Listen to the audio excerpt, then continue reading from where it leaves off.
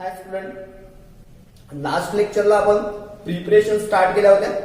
Preparations of alkyl halides means R bond X is to be prepare by using different substrate. त्याच्यामधला आपण पहिला substrate start केला होता from alcohol. Alcohol पासून आपल्याला अल्किल हलाइड्स प्रिपेअर करायचा आहे. म्हणजे R bond OH is converted to R bond X in which OH group is replaced by halogens, that is X, and that are replaced hydroxy group by using a different reagents. So first of all we can study by using halogens acid means HX, that HX are HCl, HBr and HI. So here we can study the next part using phosphorus halides. So first of all we can discuss here phosphorus halides. Look and observe now phosphorus halides. Now that phosphorus halides are of two types. इथे दोन प्रकारचे आपण phosphorus halides बघणार आहोत. phosphorus trihalides and phosphorus pentahalides. First of all we can discuss phosphorus trihalides. Trihalides means that contain three halogens and one phosphorus trihalides. Here discuss phosphorus halide. Now here phosphorus trihalides means PX3. X is said to be halogens. So there are three types of PX3, PCl3, PBr3 and PI3.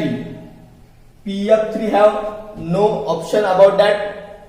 Now PCl3, हा जो PCl3 म्हणजे phosphorus trichloride आहे, हा phosphorus trichloride stable compound आहे. म्हणजे आपण याला found केल्याच्या नंतर हा स्टेबल राहू शकतो, स्टेबलही राहतो आणि तो एक्झिस्ट सुद्धा होतो. एक्झिस्ट म्हणजे निर्माणही होतो. आता बघा, जर आपण PBr3 आणि PI3 या दोन कंपाऊंड बद्दल जर बोललो, फॉस्फरस ट्रायब्रोमाइड आणि phosphorus ट्रायआयोडाइड, that both compound being unstable, हे दोन्ही कंपाऊंड अनस्टेबल आहेत. बघा, जे कंपाऊंड अनस्टेबल आहेत, मग अनस्टेबल आहेत तर याची स्टॅबिलिटी आणायची कशी, तर आपण याला डायरेक्टली रिएक्शन मध्ये इन्व्हॉल्व करणार. कोणाकोणाला रिएक्शन मध्ये इन्व्हॉल्व करणार बघा, जेव्हा तुम्हाला PBr3 ची ऍक्शन करायची आहे तेव्हा तुम्ही फॉस्फरस प्लस Br2 यांची ऍक्शन्स करणार. म्हणजे डायरेक्टली आपण या दोन्हीचं मिक्सचर हा रेड फॉस्फरस असतो.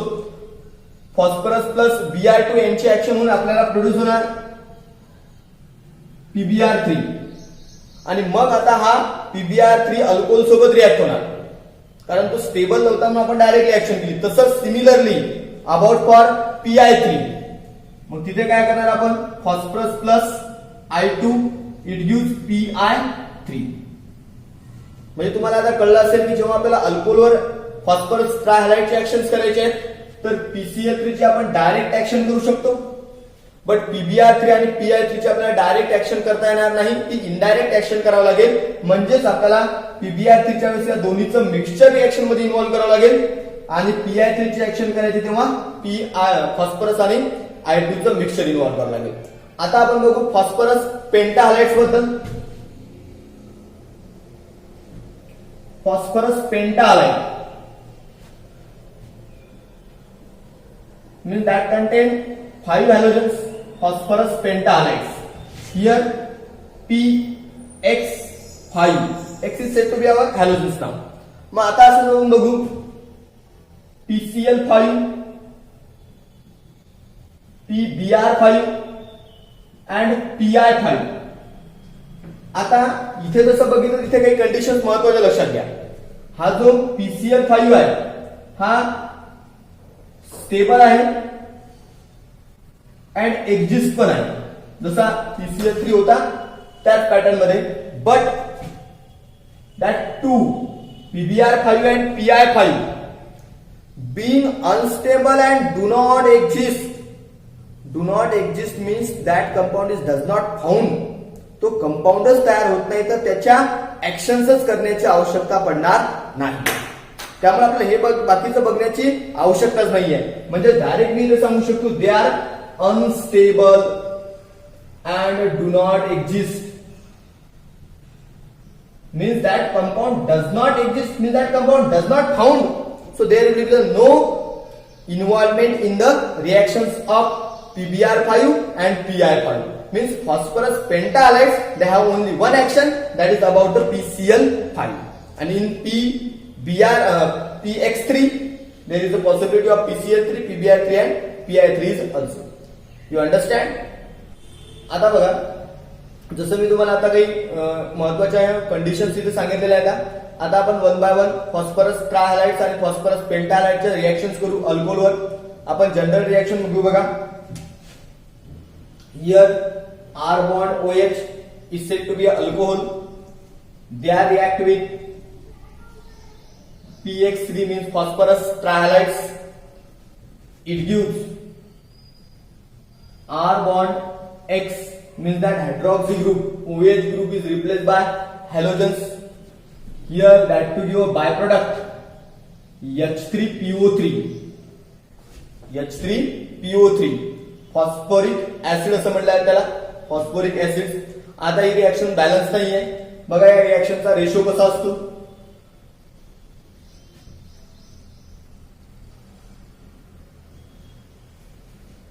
बघा तुमची रिएक्शन तुम्हाला बॅलन्स झालेली दिसेल. 3:1 means 3 molecules of alcohol and 1 molecules of phosphorus trihallides.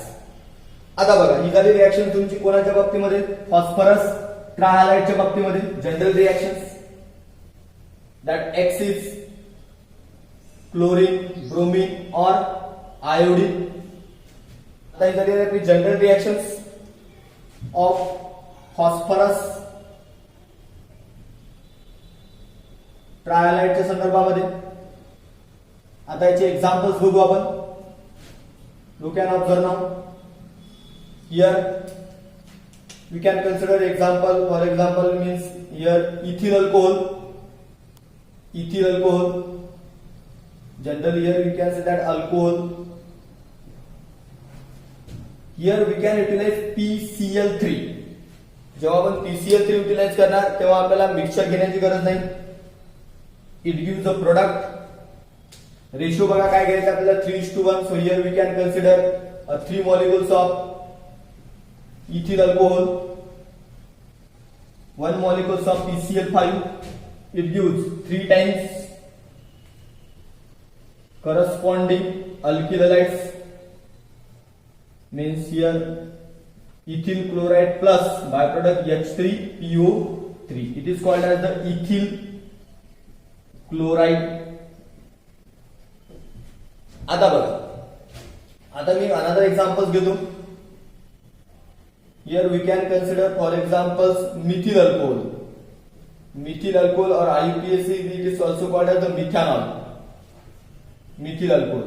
याची ऍक्शन्स करू आपण. PbR3.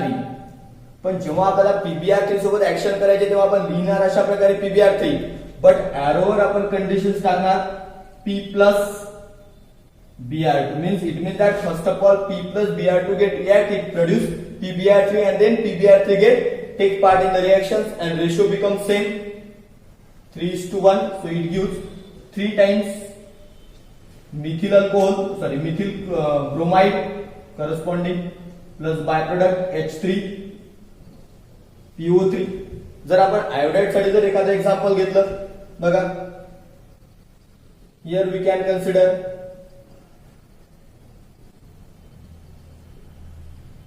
N-propyl alcohol, normal propyl alcohol म्हणतो आपण याला, किंवा आयोडीन प्रोपॅनॉल. रेशो तोच असणार आहे आपला 3:1. PI3 बघा, आता PI3 जेव्हा आपण रिएक्शन करतो तेव्हा तेच पॅटर्न आपलं जसं आधी होतं तसंच. P plus I2. It gives 3 times corresponding जो आपण अल्किल ग्रुप घेतला त्या प्रकारे. इथे प्रोपिल घेतला, प्रोपिल अल्कोहोल होतं, इथे मिळणार तुम्हाला propyl iodide.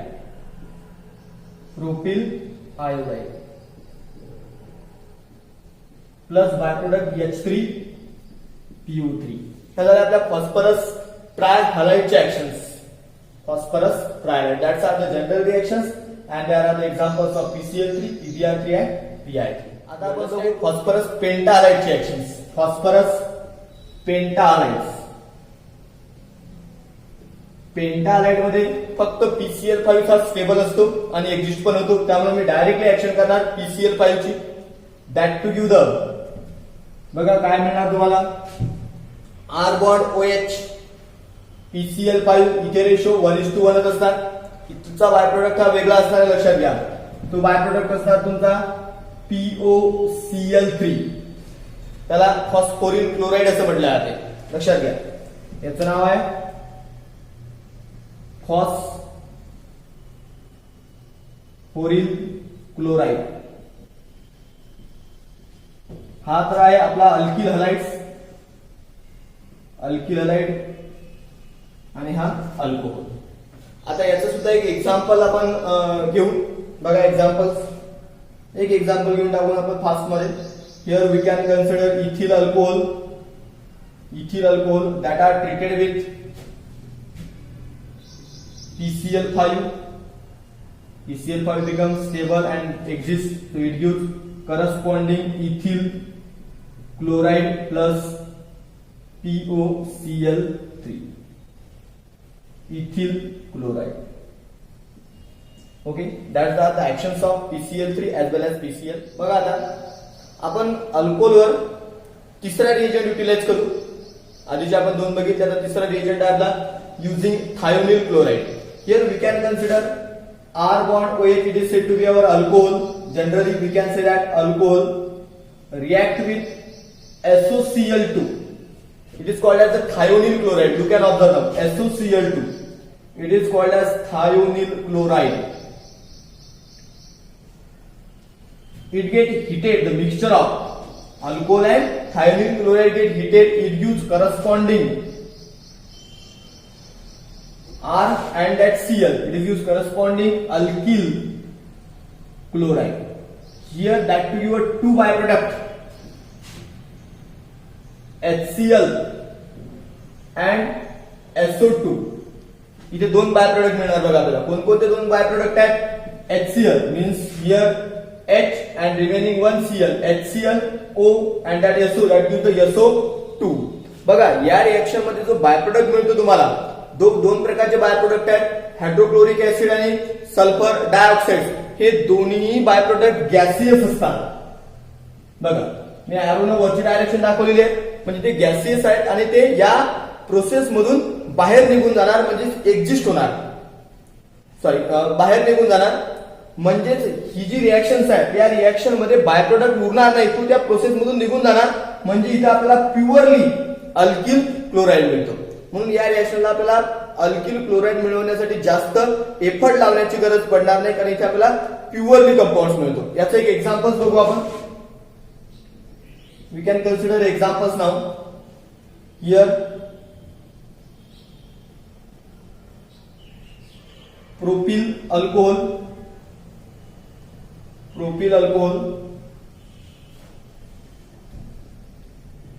SOCl2, it gets heated, it gives CH3, CH2, CH2, Cl, and similarly the byproducts are HCl and SO2, and both byproducts are gaseous substance, so it gives purely N-propyl chlorides. That's are the actions of thionyl chlorides, and that's our general reactions. And there are the examples. We take the numbers of examples about that compound with their state materials. आता काही या preparation मधल्या important reaction आपण बघणार आहोत. त्याच्यामध्ये एक important reactions आहे halogen exchange reaction. Here we can say that halogen exchange means one of the halogen is replaced by or exchanged by another halogens. Here not hydroxy group is replaced by another halogens. Here halogen is replaced by halogen. Means it is said to be a halogen exchange reaction. मग या halogen exchange मध्ये सुद्धा दोन रिएक्शनचे part पडतात. एक आहे फ्लॅंकलेस्टन reactions आणि दुसरी असते सॉर्ट्स रिएक्शन. त्याच्यामध्ये आपण पहिले फ्लॅंकलेस्टन रिएक्शन बघू कशा प्रकारचे. Here we can say that Planckleston reactions are used to prepare only alkyl iodide. Look and observe now. In this reaction we prepare only alkyl iodide, means R bond I. Planckleston reaction are utilized for preparations of alkyl iodide by exchanging halogens.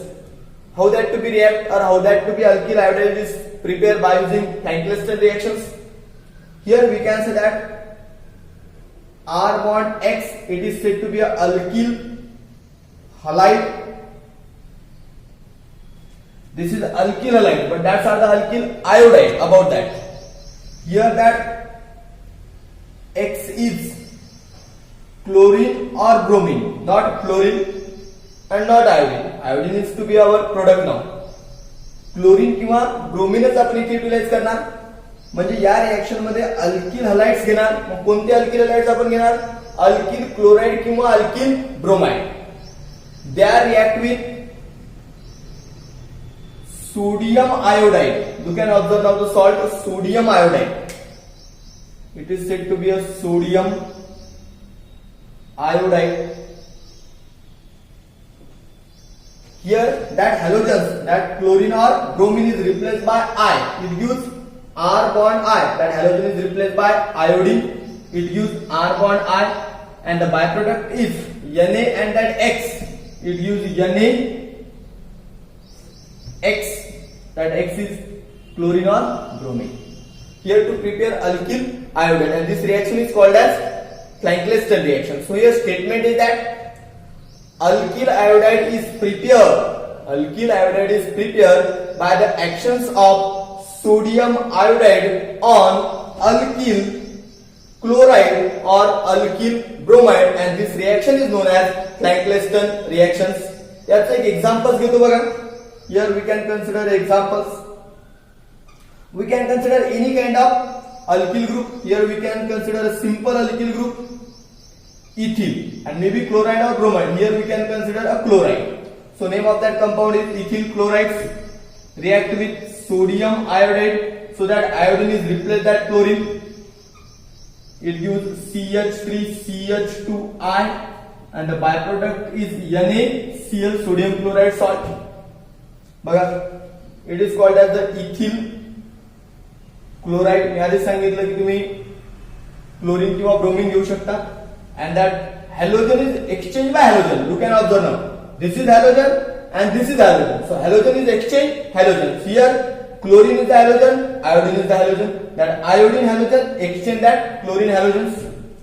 That to give the ethyl iodide. जेव्हा iodine exchange करतो त्या रिएक्शनला प्लॅंकलेस्टन reaction असं म्हणायचं आहे. याचे numbers of example तुम्ही घेऊ शकता. तुम्हाला इथे फक्त ध्यानात ठेवायचं क्लोराइड किंवा ब्रोमाइड घ्यायचा आणि त्याला एक्सचेंज करायचं. एक्सचेंज मध्ये आता आपण दुसरी रिएक्शन बघू,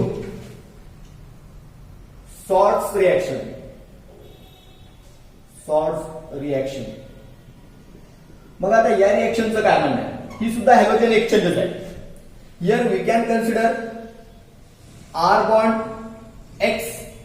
Here it is called as the alkyl halide, and that halogens are similar of the previous reaction. X is said to be a chlorine or bromine, means alkyl chloride असेल किंवा alkyl bromide असेल आधीच्या reaction सारखा. याच्यावर आपण reaction करणार silver fluoride. Silver fluoride that a fluorous compound, म्हणजे याच्यामध्ये फ्लोरीन असेल असा एक सॉल्ट आहे. मग या रिएक्शन मध्ये काय होणार? हा जो इथचा हॅलोजन्स आहे which is exchange bye, means that exchange bye म्हणजे हा हॅलोजन इथे पोझिशन घेणार आणि हा फ्लोरीन ही पोझिशन घेणार. म्हणजेच मिळणार आपल्याला R बॉन्ड F आणि बाय प्रोडक्ट मिळणार आपल्याला AgX. म्हणजे इथे आपल्याला मिळालं अल्किल फ्लोराइड. आधीच्या रिएक्शन मध्ये मिळालं होतं आपल्याला अल्किल आयोडाइड्स. आतापर्यंत एकदा तुम्ही ऑब्झर्वेशन केलं असेल, आतापर्यंत आपण जेवढे प्रिपरेशन बघितल्या तर आपल्याला अल्किल फ्लोराइड कुठेच मिळत नाही. जेवढ्या रिएक्शन बघितल्या आपण असतील आपण तर. म्हणून अल्किल फ्लोराइड जर आपल्याला कधी जर मिळवायचं असेल तर आपल्याला सॉर्ट्स रिएक्शनच करावी लागेल. हे एक ऑप्शन आहे अल्किल फ्लोराइड मिळवण्यासाठी. That is said to be a Swarts reactions. Means here we can say that Swarts reaction Which reaction is said to be a Schwarz reaction? When an alkyl fluoride is prepared by reaction of alkyl bromide or chloride, तो alkyl chloride असेल किंवा bromide असेल, with silver chloride AgF किंवा mercurous chloride सुद्धा वापरू शकतो आपण, Ag2F, आपण AsF3 सुद्धा वापरता येतो, SbF3 सुद्धा वापरता येतो. That reaction is called as Schwarz reaction. You can observe the statement now. When an alkyl fluoride is prepared, here only alkyl fluoride is prepared by exchanging chlorine or bromine from the alkyl halides by halogens, and so that reaction is called as Schwarz reaction. म्हणजे ज्या reaction मध्ये fluorine exchange करतो chlorine किंवा ब्रोमिनला, म्हणजे आपल्याला alkyl fluoride मिळते. बघा, alkyl fluoride मिळते त्याला Schwarz रिएक्शन म्हणायचं, आणि जिथे हॅलोजन एक्सचेंज करून आपल्याला अल्किल आयोडाईड मिळतो त्याला क्लँकलेस्टन रिएक्शन म्हणायचं. तुम्हाला या दोन्ही हॅलोजन एक्सचेंज रिएक्शन कळाल्या असतील ना.